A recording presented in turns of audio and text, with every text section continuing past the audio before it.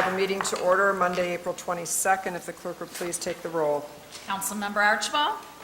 Councilmember Ashford. Present. Councilmember Beeden. Here. Councilmember Harris. Here. Councilmember Pemberton. Here. Councilmember Warden. Here. Mayor Rep. Here. You have before you the minutes from the regular meeting of April the 8th. Is there a motion to receive and file, please? So move. Councilmember Ashford, is there a second? Support. Councilmember Pemberton, is there any additions, deletions? All those in favor, please signify by saying aye. Aye. Any opposed? The minutes will stand as submitted, and we will move on to presentations. If the clerk would please read the first one. Proclamation recognizing Saturday, May 11th as Letter Carriers Stamp Out Hunger Food Drive Day will be presented to Shelley Cross, National Association of Letter Carriers, Branch 529. If Shelley wants to come up to the podium.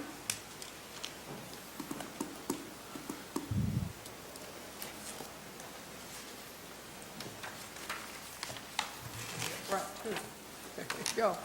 I'm going to read this, and then you can make a few comments. Whereas hunger affects millions of people nationwide, including millions of children, seniors, and military veterans, and whereas food pantry shelves filled from winter holiday giving are often bare in the late spring, and whereas when school meal programs end in the summertime, millions of children must find alternate sources of food, and whereas in 2018, the National Association of Letter Carriers Stamp Out Hunger Food Drive collected 71 million pounds of donated food, which was distributed locally in 10,000 cities and towns across America. And whereas in Port Huron in 2018, 44,764 pounds of donated food was collected locally by letter carriers. And whereas in 2019, hundreds of households in our country will struggle to provide enough food for their families. And whereas the National Association of Letter Carriers continues to work to end the challenges of hunger in the state of Michigan through its 27th annual Stamp Out Hunger Food Drive. And whereas on May the 11th, 2019, the second Saturday of May, letter carriers will collect food donations to be distributed to pantries and food banks at a much-needed time of the year. Now, therefore, I, Pauline M. Repp, by the authority vested in me as mayor of the city of Port Huron, and on behalf of council members Archibald, Ashford, Beeden, Harris, Pemberton, and Warden, do hereby proclaim the second Saturday in May as Letter Carriers Stamp Out Hunger Food Drive Day in Port Huron. And I urge all people in our city to join me in this special observance. Thank you for all that you do for that. Thank you.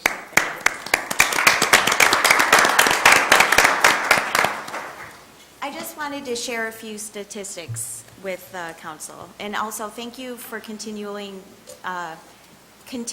allowing me to come and speak on, hunger in our area. 1 in 5 households need help with food, including children, seniors, and military veterans. We see this along our routes every single day. More than 12 million children are living in a food insecure household. In St. Clair County, according to the Alice report, 42% of our households don't make a living wage. And if you really think about that, that means people are choosing every day if they're going to purchase food or if they're going to pay the bills. It's just sad. And through the holidays, the food banks really see a severe depletion, and it's at this time of year where school lunch programs and school breakfast programs are coming to an end that we really need to restock the food banks. We did mention that we raised over 44,000 pounds of food locally, and this year I'd really like to see that number much higher. 50,000 is a good goal, but I've seen it higher in the past, and I think if everyone could just put a can or two out, it would make a huge difference. So on the second Saturday, every year, second Saturday of May 11th this year, please help us in filling our food banks and let us stamp out hunger together. Thank you. Thank you. Thank you. You were going to say anything? No, you just said it all. Oh, there you go. Thank you very much. We'll move on to public comment. Now is the time if anyone in the audience wishes to address the council on any item either on the agenda or under our jurisdiction. Please come forward. Please state your name, address, and you have 4 minutes. Hi, my name is Lewis Hall. I'm Alicia Patterson. We live at 1218 12th Street, in the city of Port Huron. A little nervous, sorry, never done this before. So we have I guess we're trying to glean some information from the council because we've dealt with various issues in our neighborhood. We purchased our home in August, and just to be frank, I've had the cops at my house more times than I care to count. It's gotten to the point where it's almost every week, if not, I mean, and there's been months where it's been, yeah, it's a lot. We'd like our neighborhood to be good for our children. It's getting to the point where I can't have them come outside in our own backyard. We have a fenced-in backyard, and we don't even like to see what's going on in the streets because there's so many problems with the neighbors. I've been in contact with the next-door neighbor landlord, Steve Langloff is his name, continually ignored. The police try to help. I know they do. I'm getting overly familiar with all of them. I've probably talked to every member of the force that is on wheels. And they're trying to do the best they can. We've called blight numerous times because it's a constant problem with garbage. It's multiple people in the neighborhood, particularly the home next to us. Blight did come out and do something about it, but I constantly have to clean up garbage. Just today, before we came to the meeting, I got out of work and I heard various expletives, and our property's constantly in jeopardy of being destroyed.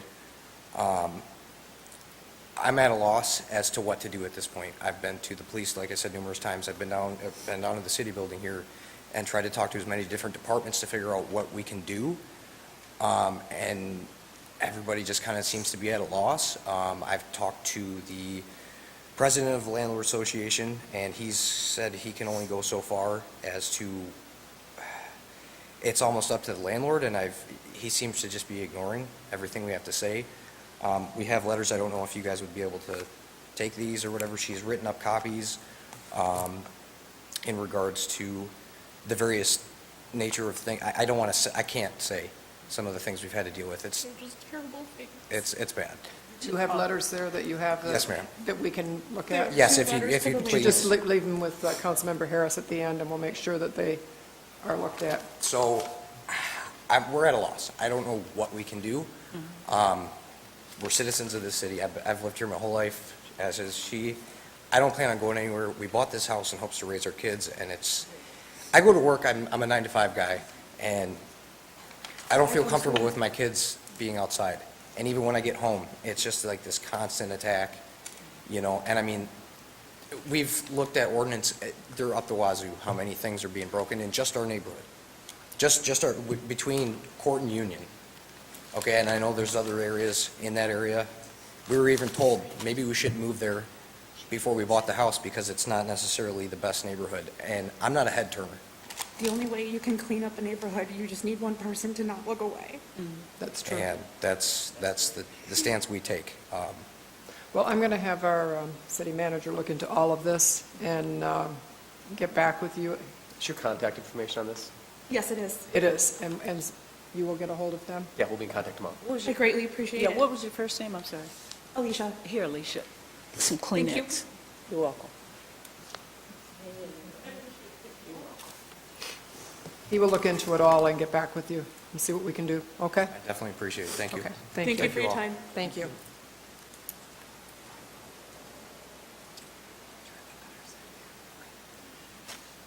Is there anyone else in the audience who wishes to address the city council this evening? Please come forward and give us your name, and you have 4 minutes.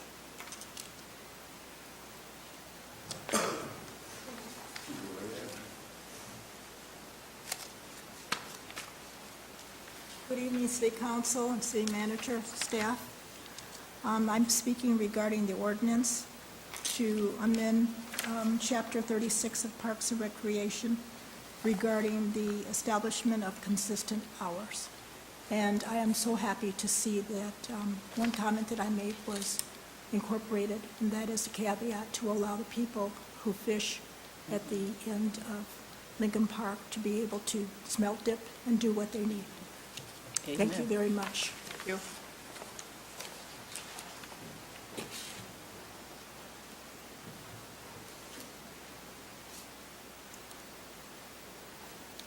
I think I've already met everybody up here. I'm kind of here for the same reason. just wanting to keep the parks, the boardwalks open for the Would you fishing. state your name for the record so the clerk... Robert McLeod with the Thumb Area Walleye Club, non-for-profit. I've already spoke to a couple of you prior to the meeting, and I think we're good. I'm just here more or less just to see what's going to be said, so, and I'm representing my guys, so just, I hope everything works out for us. Thank you. Thank you very much. Is there anyone else who wishes to address the council this evening? Seeing no one, I declare public comment closed. We'll move on to consent agenda. Is there a motion? So, support. Councilmember Eden, supported by Councilmember Ashford. We will take the vote. Councilmember Ashford? Yes. Councilmember Beeden? Yes? Councilmember Harris? Yes. Councilmember Pemberton? Yes. Councilmember Warden? Yes. Mayor Rep. Yes.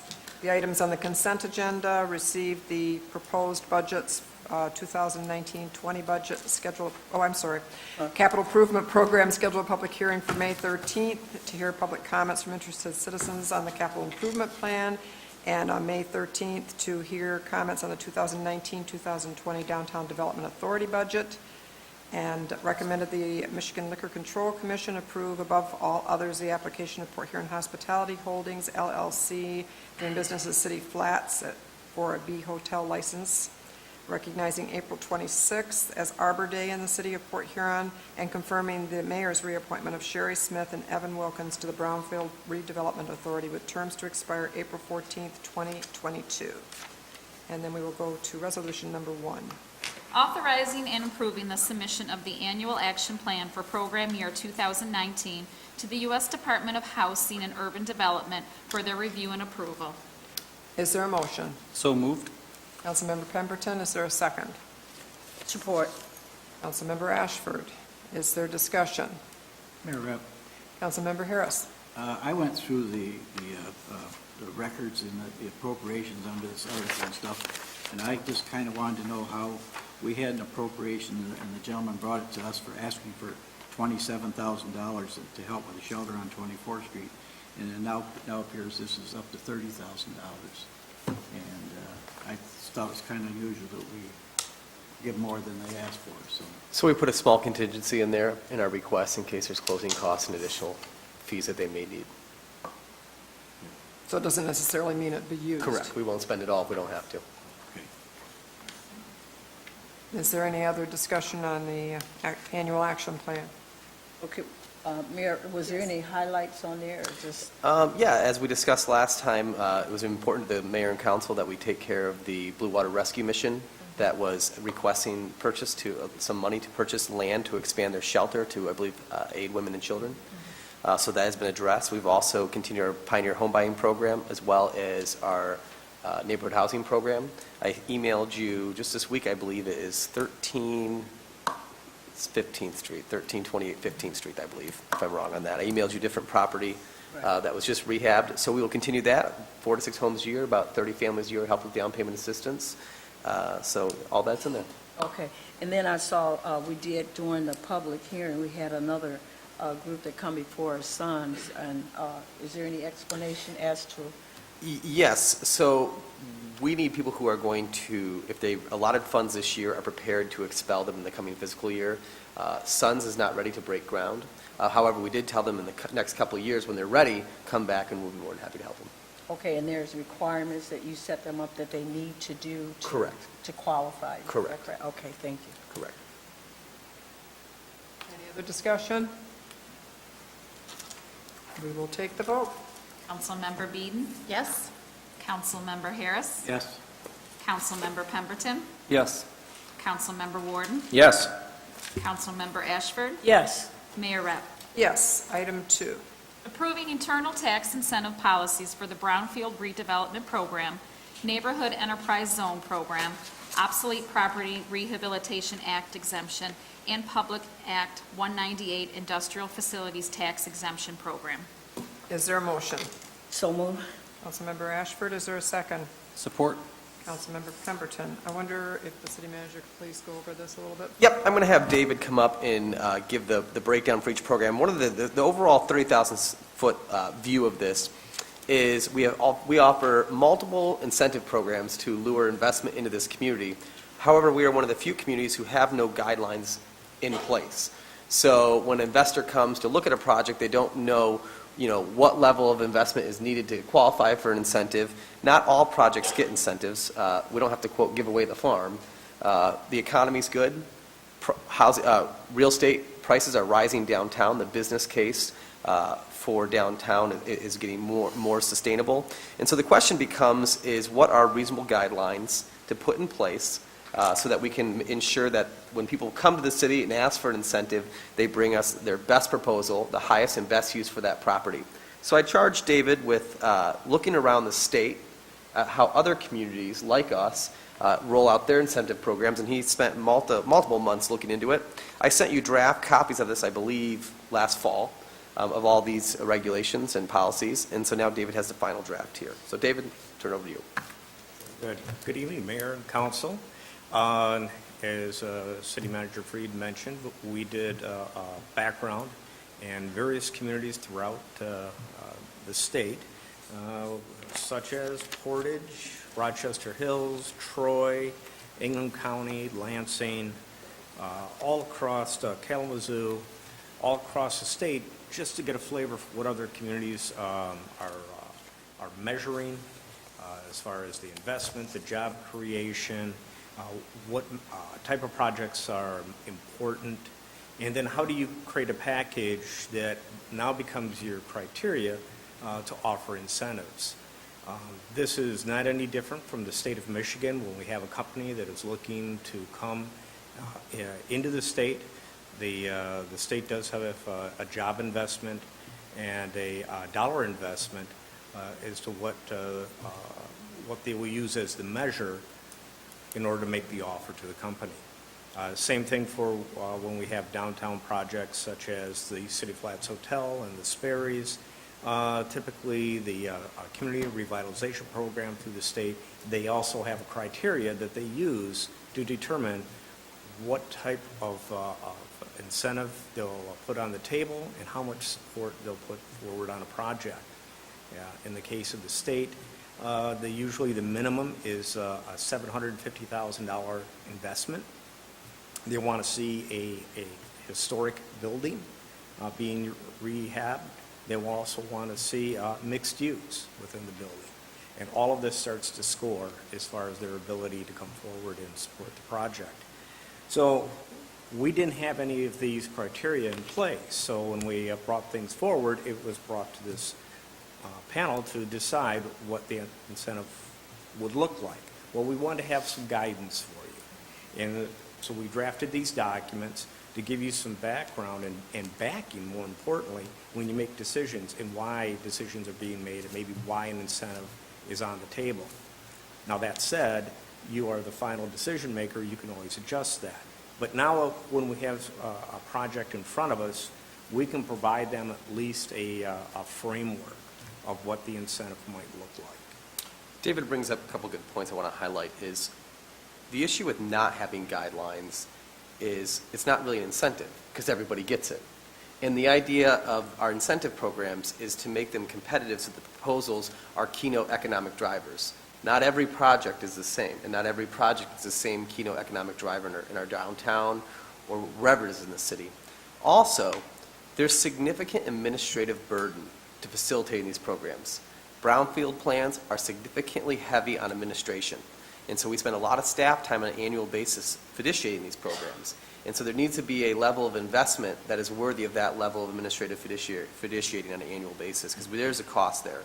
And so this provides the council with the ability to say, in the city of Port Huron, we're just not giving away everything, and that there's certain thresholds you have to meet, but also what I think was critically important is that there's unique circumstances. There may be a project that comes that's very unique, that's very different, and these are guidelines. At the end of the day, the mayor and council get to use their judgment and say, we recognize that maybe this didn't score to the way the criteria typically should. However, at the end of the day, you have the ability to say, but we overrule that because we think it's critically important. And so at the end of the day, you're the judge and jury on the final say on this. But at least prepares the investors to know what we're looking for and what kind of questions to be prepared for. And that's something we haven't had before. Mayor, Yes, go ahead. as I understand, all these three are just tools, correct? Correct. So we get a base there. And who owns it? Does the state, I mean, these are all public acts. Correct. So they're public acts, and so we do have the authority to provide guidelines and a checklist on this, correct? Correct. Okay, and so it's not a one-size-fit-all when you did your benchmarking, okay? Correct. And so it fluctuated from the situation with whoever you were dealing with in that particular scope in terms of the city and the village. Correct. Okay?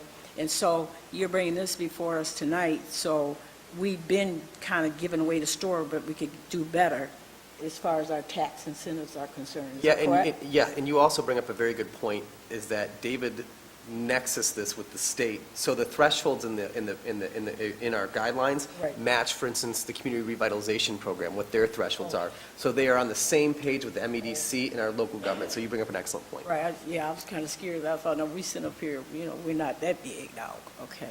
No, I think this is wise, that this certainly keeps us in the game, and able to use these tools, and you don't have to come to us each time, the council, because you would have that where we need to go, and to make it better for our position as Port Huron when we're sitting at the negotiation tables. So I like this.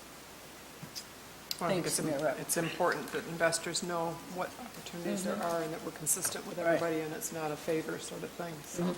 And if I may add, the only catch to this tax incentive things, and giving away the store, is that we gave them so many years that we would be getting our payback on this, and that was critical. That was always something that we didn't like, not just Port Huron, but the whole place that dealt with this tool. We had to, agree to so many years before they could start paying back and we could recoup the benefits. So I think that was a great spot, too. Thanks. Other discussion from council members? Mayor Rep? Yes, Councilmember Huron. Just a comment, I looked at this, and I know as important as it is, but why did it bypass the planning commission? I can answer that. The Planning Commission has no authority over incentives. That statutorily lies within the mayor and council. You have the authority to decide what qualifies for incentive, no one else.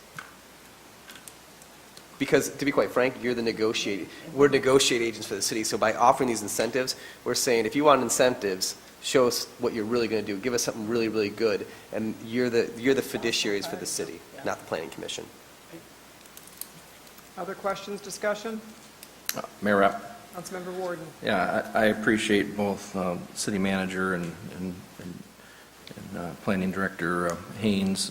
I didn't have any issue at all, at least the things that brought up with the facilities exemption and the brownfield, because those are definitely different animals and an awful lot of detailed paperwork, filing, and et cetera. And then also on the bigger picture, when you mentioned it was a state level and you compared it to some of the other communities, these guideline minimum investment ranges, and it just brought a food for thought kind of feedback, because I was thinking about it, and the city of Port Huron, we've had over the last 15 years, really, we've had substantial private investment that some forward private developers or private citizens have taken on and saw the potential to upgrade or change the use or invest in some of the older, if it's Oprah, the functional, obsolete buildings, and also some for the residential. The NES is for residential units.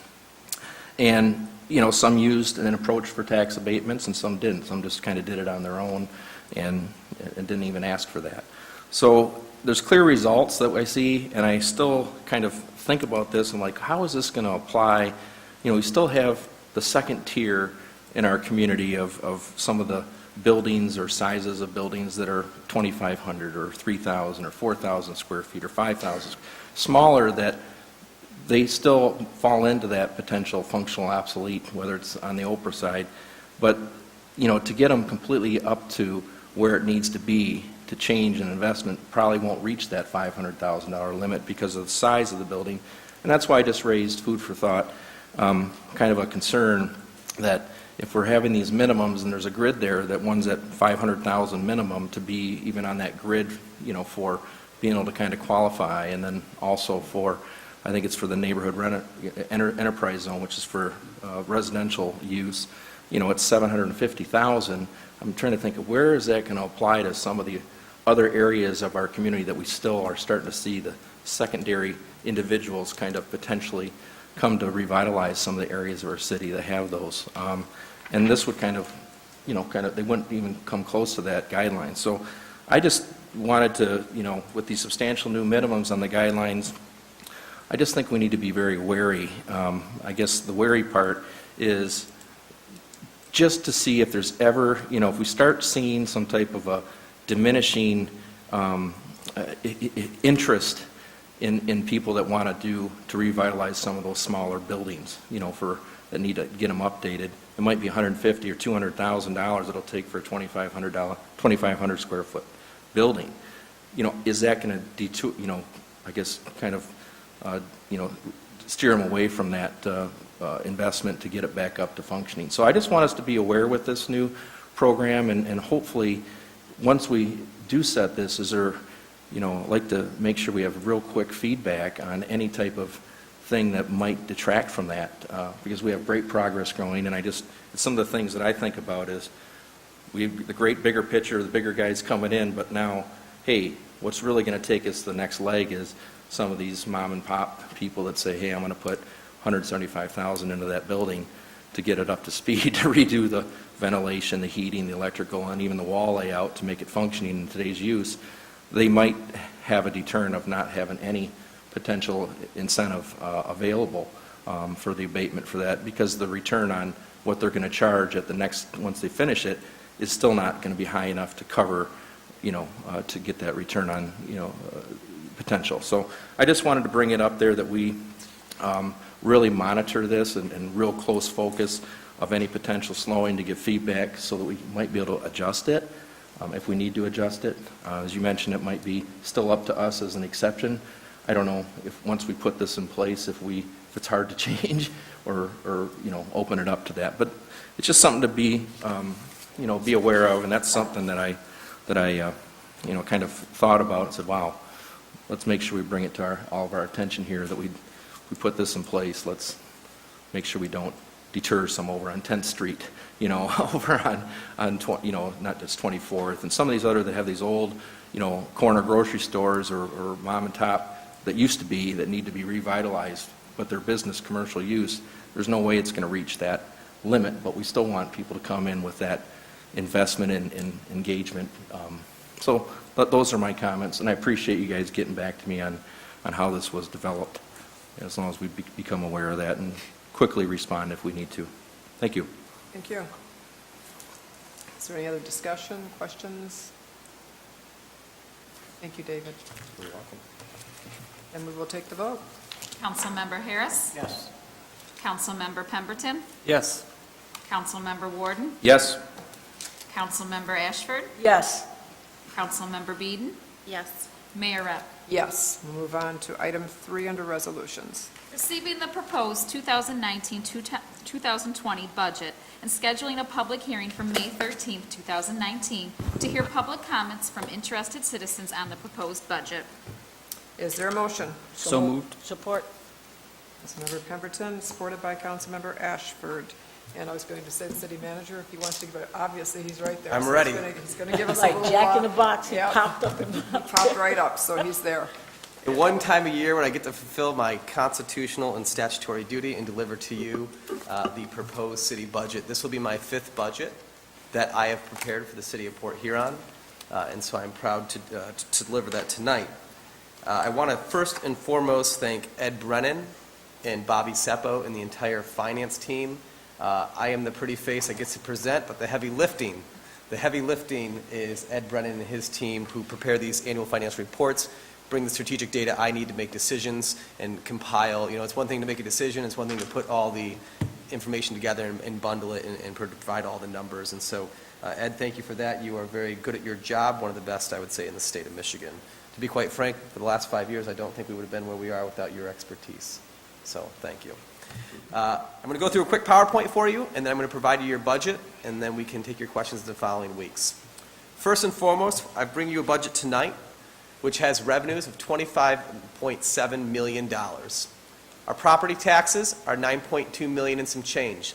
That's an increase of about 2.3%. We expect to be Headley this year, meaning our values in our community are rising so fast that the Headley Amendment will kick in and knock down our millage rate a bit. Our income taxes are holding steady at $6.6 million. Our state shared revenue sharings are again holding steady as well.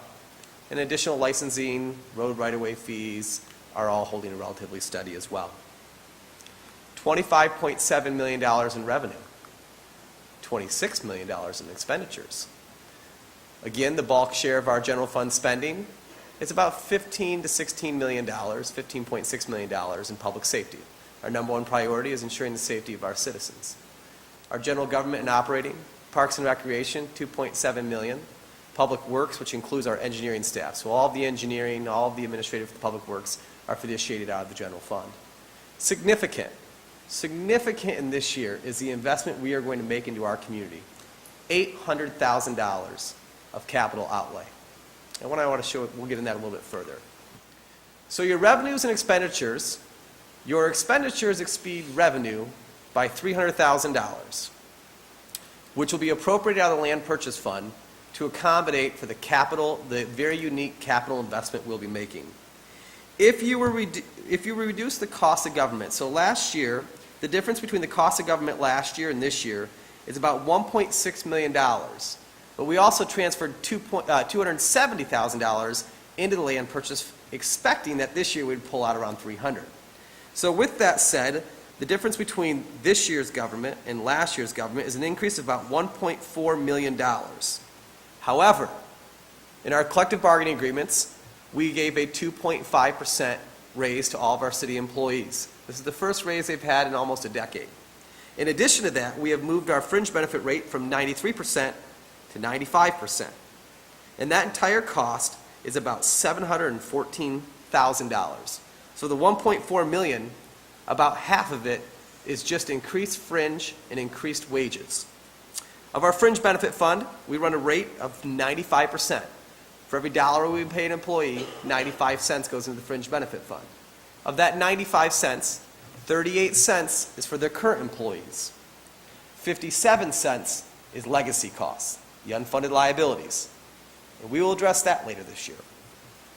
So you leave about, if you subtract the wages and fringe increased, you have a remainder of about $722,240 of increased government for year over year.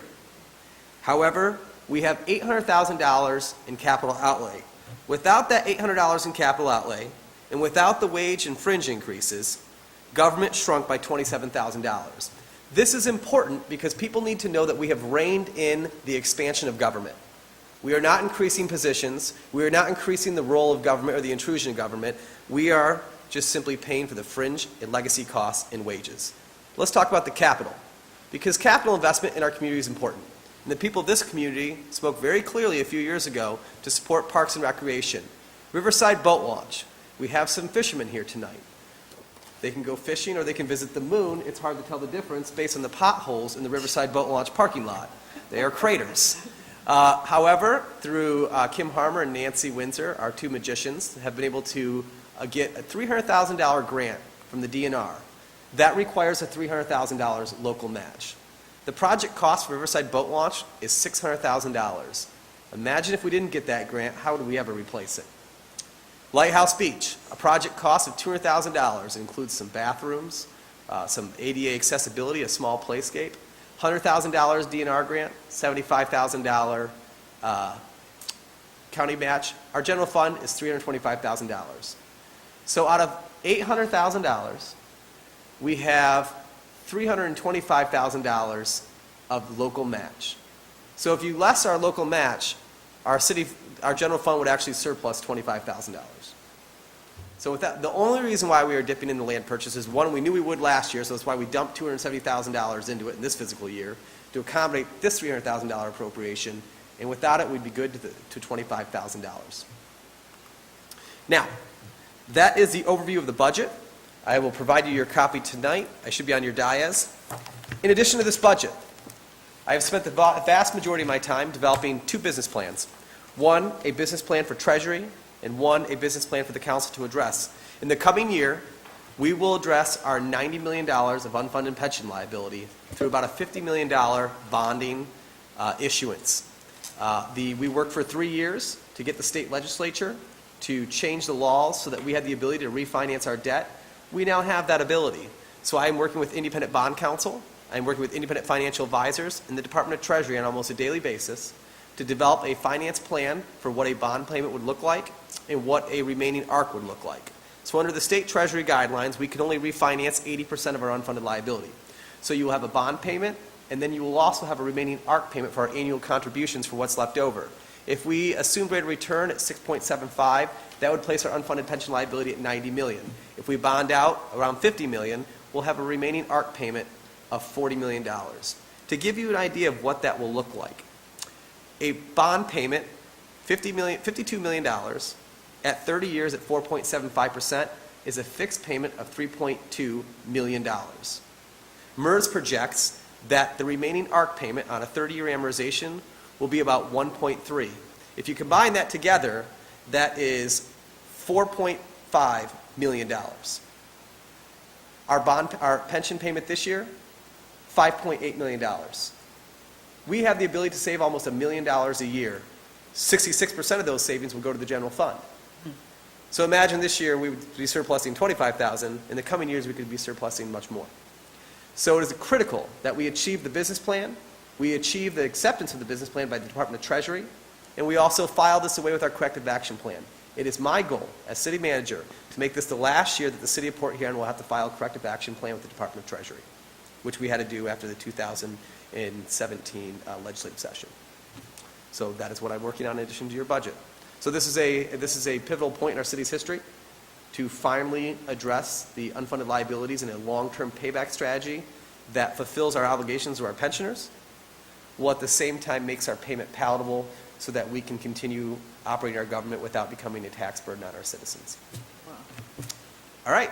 That's awesome. I have fulfilled my constitutional obligation in less than 10 minutes, so. That's not bad. Not bad. Any questions before I step down, Madam Mayor? Yeah, I was just going to make the point, this is just on top of what we've already submitted as far as our corrective action plan. This is just adding more icing on the cake. Correct. And what's remarkable is this is the first time we're sitting up here presenting a budget, probably the second time, where it wasn't absolutely doom and gloom. And that's because for the last 5 years, you have all been very difficultly forced to make horrible decisions. You've been placed in a terrible circumstance to make decisions. We have reduced the operational cost of government by about $3 million. Now, those savings were consumed by our annual contributions, legacy costs. Every dollar we saved was consumed by legacy cost. But the citizens met us halfway and gave us those 4 mills, 3 for public safety and 1 for parks and recreation. What was important, and I received your message very clear, you were all very direct with me. The citizens gave us more money, but we will spend that money wisely. And the limiting role of government and the expansion of government that this budget represents shows the citizens that we didn't go off the hay with all their money. We spent it in a wise fashion, and now we will work to reduce the cost of government on an annual basis with the bonding. And at the same time, we were able to do something for our employees also. I like that fact that we Absolutely. did give those raises to Absolutely. them. And I like also the part that you're delivering to us tonight, and the whole city should know that we have hope is alive here. And you have put us on that track to being successful in those efforts as far as the unfunded liabilities. Absolutely. What's exciting Thank you. is in addition to all of this, Yeah. you all paid more than $1.5 million in additional payments into the pension system. Right. And you should be commended for that. I always, when I first, the 3 previous years before I got here, every year our bond rating was downgraded. But I will tell you that S&P, Moody's, and Fitch now all consider a stable and positive outlook. So don't take our word for it. Go Google the bond reports. And the 3 bond rating agencies have taken notice of the hard work that we have done and the heavy lifting that we have done. And so we appreciate Moody's, S&Ps, and Fitch recognizing that we are getting our house in order and that the citizens of this city support strong local government and services. Thank you. Thank you. Mayor Rapp? Yes. Yeah, sorry. I didn't know if you Well, he can answer. Just go question. Well, I Right. appreciate, so this little summary overview, will you send that to each one of us, or is it in here? This little thing, Yeah, I'll the email you the PowerPoint? PowerPoint. And you bring up an excellent point. All of this, including my PowerPoint, will be available for download tonight on porthuron.org/open-government for those who want to stay up late. And another question is, you mentioned something about the recalculation by MERS valuation. MERS, did we get that in yet? So I have requested 2 studies, and they're in draft versions, so I'm not releasing them publicly until, so I've requested 2 studies. One was at a 25-year amortization, and then one is at a 30-year amortization. So MERS right now has put us at a stagnant a stagnant amortization. And so we were at year 21 last year, we'll be at year 20 this year. I've requested a one-time authorization that if we infuse the fund with $52 million, will they recalculate the remaining ARC on a 30-year horizon? So before they answer that question, I have to submit a business plan to them that demonstrates why that is beneficial and how that's sustainable. So I should have that draft copy back from MERS in the coming days, and then we'll have well, actually probably within a week. I'll have that 30-year plan. I have the 25-year, but I didn't ask for the 25-year. I asked for the 30, so I sent it back. So the 30-year plan, once I get that, and we harden out what that actual ARC is going to look like. And what's important is that MERS has given us a new experience study, a new valuation in June, and those numbers were solidified in December. And part of that is the expected rate of return is moving from 7 3/4 down to 7.35. In addition to that, they reduced the inflation rate from 3 3/4 to 3%. What's also important is that the Department of Treasury makes me show the sensitivity analysis. So borrowing costs, I projected at 4.75. Treasury wants to show what that would cost at 50 basis points high and 50 basis points lows. In addition to that, they would like to see 100 basis points high and 100 basis points lows on the valuation. So show me what 7.35 looks like, show us what 6.35 looks like, and show us what 5.35 looks like. So in addition to the business plan, I'm essentially developing 3 different business plans to demonstrate the sensitivity analysis on the issuance cost and the valuation data to make sure that's sensitive as well. Okay. And factoring in, so we want to eliminate risk and make sure that the levers we do control, we eliminate as most variables as possible to make this as secure as possible. So the 3.2 million that you mentioned was something internally that you guys were trying to figure out of what the payment would be on the 50 million, and then I had that done by, those numbers, that's a simple amortization calculator. 52 million on a 30-year note at 4.75 is 3.2 million and some change. And then the remaining part of the 1.3 million, you mentioned that the remaining portion of unfunded, Between 1.3 and 1.7. so we didn't get that back yet. It's something you're kind of... I have it in working draft version, From them? yes, Okay. but it's not for release yet. Okay. Because it's in draft version and subject to change. And- So what I don't want to do is give information that's not accurate or that I've hardened down. So the report that we got, I think for MERS from, I think it was last year, we got it in February, March, or April for You got it in June. for this upcoming financial fiscal period. Those numbers don't reflect this. It's just a straight... No, those numbers are obsolete. So you received it in June of last year. We always received the valuation in June.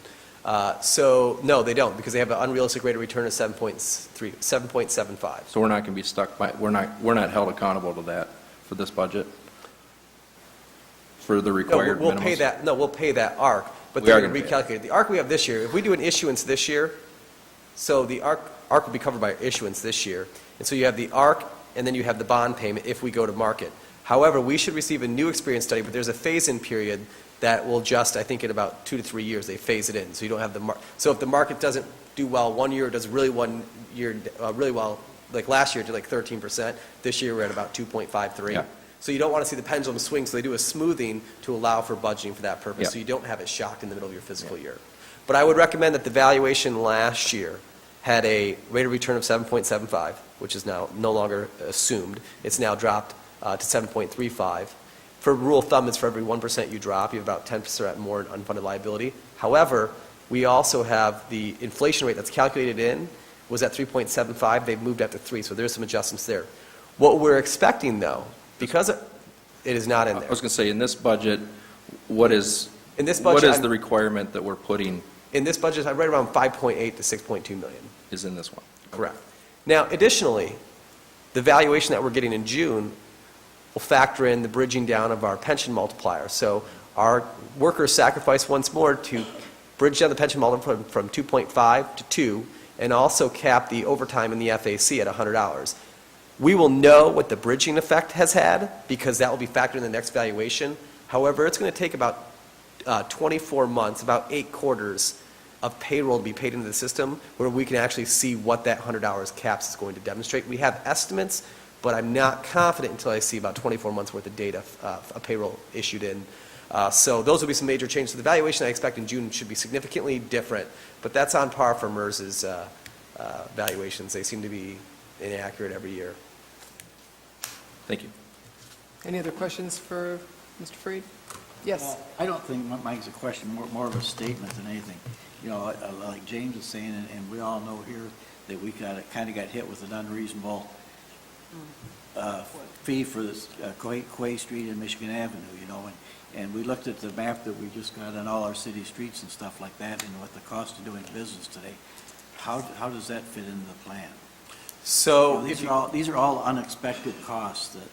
Well, with Quay Street, it was a contamination issue, about $500,000 of soil remediation, and then to put the proper soil in to ensure compaction. So that was kind of unusual. But you are correct, Councilmember. We are seeing high bids come back. This is, again, a talent shortage in Michigan. You know, if you can lay concrete and you're an electrician and you're a plumber, you're doing pretty well right now.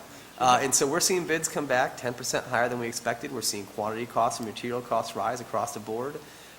So that is a challenge that we will have. But luckily, our engineering department it does very well with structuring projects on a timeline that allow for the most competitive bid. Meaning working with contractors. Hey, instead of giving you a year to build this project, what if you did it in or 3 months? What if we did you 6 months? Or you could pick when you did it, fall or spring. What works better? And so they're doing bid alternatives. You see the engineering department encompassing a lot of alternatives into the bids. So let's bid out the bare minimums and then put in the things we kind of would like to have on alternatives so we can live within our means. And we budget these projects and try to award them just like you would at the kitchen table for your own project. We're on a Formica budget in the Granite County House. Good way of putting it. Yes. That's pretty good. I appreciate your presentation and the work that's gone into the budget. So we obviously have a couple of, the public hearing will be on May 13th, assuming this is obviously adopted. Madam Mayor, if I could, one last statement. When you look over your budget, besides wages, fringe, and capital, your budget should be almost remarkably the same as last year. It is. Thank you. If there's nothing else, we will take the vote. Councilmember Pemberton? Yes. Councilmember Warden? Yes. Councilmember Ashford? Yes. Councilmember Beeden? Yes? Councilmember Harris? Yes. Mayor Rep. Yes, we'll move on to ordinances, please. Second reading and enactment, an ordinance to amend Chapter 36 Parks and Recreation, Article 1 General of the Port Huron Code of Ordinances for the purpose of establishing consistent closing hours for all city parks and pool premises. Is there a motion? So move. Councilmember Ashford, is there a second? Support? Councilmember Beeden, and just for the record, the first reading has been changed for this one to add that Section D, notwithstanding subsection A and B of this section, any person fishing or sightseeing in any park property that borders a river or lake may be present after the park is closed, so long as he or she does so in a quiet manner and remains within 75 feet of the water's edge. A quiet manner is defined as an activity that cannot be heard from any nearby residential property. That is the paragraph that was added to deal with the issue of people being allowed to fish. So, Madam Mayor, if I could, the 75 feet was, for instance, someone had brought up one of our meetings, they like to go to Lakeside Beach at night and watch the freighters at night. That's fine. Just stay close to the water, but don't be running around the playground or the jungle gym in the middle of the night. That's really where the issues are. And so that's why that lane, if you're traversing to the parking lot, that's not going to be an issue. Because I know a lot of people like to go down there. I think one guy said on my social media, he said, it's a cheap date.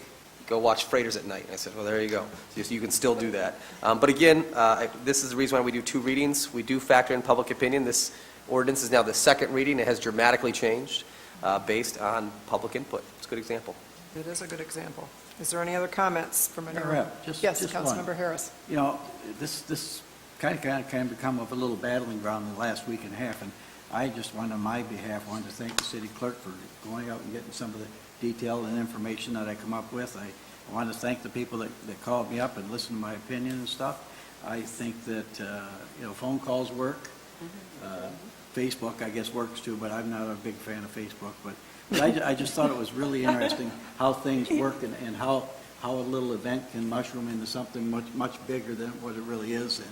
And I guess it just shows you that true government works, and don't be afraid to call.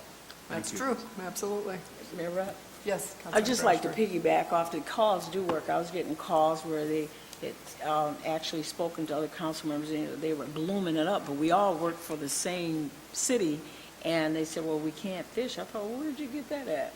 You know, so there was an untruth to that, so I was able to, you had sent this ahead of time, I was able to run in my office and get this at home and read it to him. He said, oh, wow, lady, he said, you know what, I'm going to do you a favor, because we're going to meet with some people down at the little turnout in South Park and tell them they're not trying to keep us from fishing. So, you know, it's important, and people feel value added when their opinions count, you know, for the good. I mean, you can have opinions somewhere out in left field, but this is a good thing, and they, you know, appreciate what we've done here as a body, not one person, but as a body, that what we're doing tonight. So thank you very much for straightening that out with some good language. You can always call City Hall. It is amazing to me how one person can put something false on Facebook, and no one ever I did not, to date, I did not receive one phone call to my office. If anyone has a question, they can call, and I would have clarified it for them. And they can call us, too. Absolutely. That's true, Yeah. absolutely. Any other comments? Mayor Rupp? Council? Yes, Councilmember Warren. Just a couple things. Number one, you know, having this initial ordinance change language come, I think the Parks and Rec Director, and with the help with the police department as well, back in, I think it was December, you guys brought it forward with the, hey, we'd like to get something more consistent across the board, and then having that feedback going back to work. And this one coming here, you know, as I mentioned prior, you know, I'm always concerned, number one, is I believe that, you know, the city of Port Huron, us as a city, I just want us to be probably the best, the most competitive city in this, you know, environment. We have so many great parks and rec and assets and you know, surrounding communities, municipalities. Some have closing times at 9, at 10, and you know, I mentioned before, another one has it on there that, you know, closing time is it's from sunrise to midnight. You know, when you have that type of thing that you're dealing with, we like to, hey, how do we try to adjust ours so that we, you know, and also can get some feedback to possibly adjust that. So I want to keep it on the radar. I do, you know, the initial changing this, you know, from closing from dusk to dawn. You know, the word dusk, I looked up the definition of dusk, and it's actually after sunset. So the sun goes down, and dusk is actually that time frame. You know, even just the other night over the weekend, I was like, wow, the sun's down, and then another half hour or so before that reflection, dusk actually went down. So I thought it was a pretty unique way for you guys to come up with. We have 4 seasons here, and I think last time we were originally talking about this was, or prior to this ordinance coming back, was when, you know, it's dark out at 5, and in December it was hard to envision, hey, how do we do this so that it doesn't curtail what the wonderful thing we have in the summer hours here. So just knowing that the word dusk is after sunset, and again, I think it gives a pretty good, at least initial, you know, hey, being in some of these parks. Except for those, I like the wording of, except for those that have lighted courts and lighted, you know, courts or fields or that type of thing, and those would close at 11 unless there's some type of event going on. I thought that was very thoughtful for some of those parks that are not on the waterfront as well. I thought, hey, that's, you guys, you know, I give you a lot of credit for coming up with this, a lot of thought. Again, addressing access to the water and for fishing and for just quiet, peaceful enjoyment, sitting out there at night, looking over the feedback that apparently you guys had received and made this adjustment. I thought that was great. I mean, I was out of town for 3 days last week, and you know, I didn't receive calls or anything on this, and already on, I think, Friday or Saturday, you had that adjustment to the wording. Access to parking lots was a concern that I brought up. Just to clarify, when reading this language, when you have access to the waterfront, even after the park closes, as long as you're going to be within 75 feet, I want to make sure it's very clear that those parking lots of people, you know, it's inviting, so they still can park and then walk over to to that, to the waterfront area or the riverfront area for their enjoyment after the official parks close.